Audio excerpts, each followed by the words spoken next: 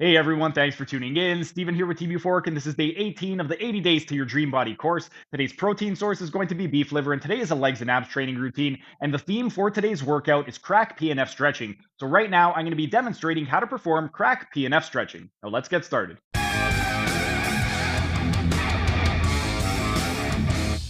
And while we are resting, we are going to continue with our CRAC PNF demonstration for the lateral rotators of the hip.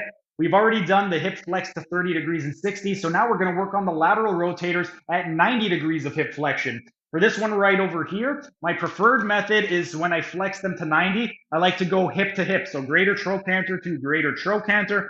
And for this one, I will take my arm, and I will anchor their fibula to my chest, and I will use my chest to lift, and then I will lean in and take them into medial rotation to stretch those lateral rotators. And I will instruct the patient to either rotate your thigh out or push the ankle toward the inside. It will elicit the same response. So they will inhale, contract, and then exhale, rotate your thigh in or rotate and bring your ankle out, whichever cue gets the job done. And they will actively go into medial rotation to stretch those lateral rotators. And as an added bonus, again, you can assist them and just take them a little bit and guide them further into medial rotation. If you prefer the other hand position, again, it would be one hand at distal femur, one hand at the calcaneus, lift, take them into medial rotation. Inhale, turn the thigh out, and they would turn the thigh out, or inhale, push the ankle in, and they would push the ankle in. And then exhale, push your ankle out or rotate your thigh in, whichever cue gets the job done. And they will actively go into medial rotation. And if you want, as a little bit of assistance, this could be a bonus, you can just gently guide them further into medial rotation. When we are focusing on the lateral hip rotators at 90 degrees of hip flexion, primarily we're going to be working on the deep lateral rotators of the hip, like the obturator internus, obturator externus, quadratus femoris.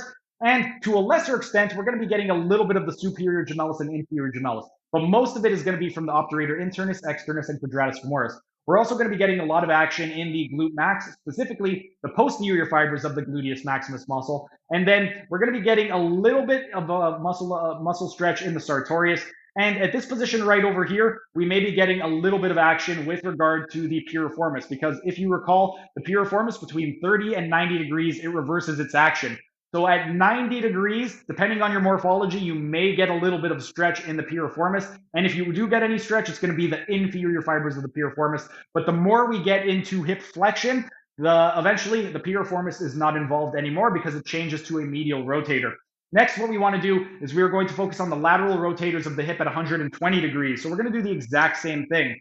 The setup, we're going to go to 120. I like to go hip to hip, so greater trochanter to greater trochanter. With the arm, I'm going to hug underneath, and then I'm going to lift backward and lean, and then rotate them into medial rotation, and instruct the patient, rotate your thigh out or push your ankle in, and then they would inhale, contract, and then exhale, push your ankle out or turn your thigh in, whatever cue gets the job done. And they would actively go into medial rotation. And then if you want, you could just gently assist them more into medial rotation to get a little bit of a deeper stretch in those lateral rotators of the hip.